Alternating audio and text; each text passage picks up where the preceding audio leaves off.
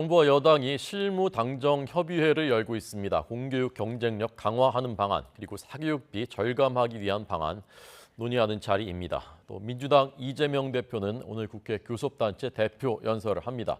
윤석열 정부 1년을 평가하고 민주당의 역할론 제시할 것으로 전해지고 있습니다. 현장에 이준엽 기자 나오십시오. 네, 국회입니다. 네, 자 먼저 당정협의회 소식부터 자세히 전해 주시죠. 네, 조금 전 9시 반부터 시작됐는데요. 국민의힘과 정부 관계자들이 모여 사교육비 절감과 공교육 경쟁력 강화 방안을 논의하고 있습니다. 국회 교육위 여당 간사인 국민의힘 이태규 의원과 이주호 부총리 겸 교육부 장관 등이 참석했는데요. 앞서 윤석열 대통령이 변별력은 갖추되 공교육 교과 과정에서 다루지 않는 분야는 수능에서 배제하라고 지시한 데 대한 후속 대책도 다뤄질 가능성이 있습니다. 불과 5개월여 앞으로 다가온 수능 난이도를 둘러싼 논란이 불거진 만큼 오늘 당정 논의 결과가 더 주목됩니다.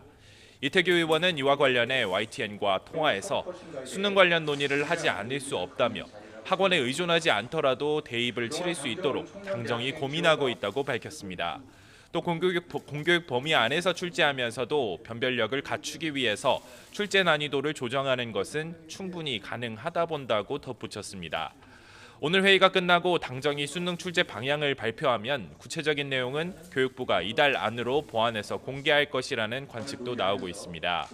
당정은 이 밖에 기초학력 저하 문제를 해결하기 위한 학력 진단 평가 시스템 개선과 교권 침해 문제 등 공교육 강화를 위한 방안도 논의할 것으로 전해졌습니다.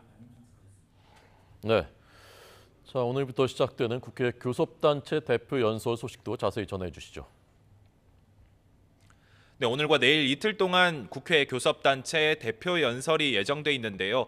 오늘은 민주당 이재명 대표, 내일은 국민의힘 김기현 대표가 각각 연설 주자로 나섭니다. 잠시 뒤 오전 11시 본회의에서 이 대표는 지난해 9월 이후 두 번째로 연단에 서는데요. 이재명 대표는 먼저 윤석열 정부 집권 1년에 대한 평가로 포문을 열 예정입니다. 민생과 경제, 정치, 외교, 안전 모두 5개 분야를 포기한 정권이라며 각 분야를 하나하나 짚을 계획입니다. 특히 외교 리스크나 이태원 참사, 언론 탄압 등 정부 실정을 부각할 예정인 것으로 전해졌습니다.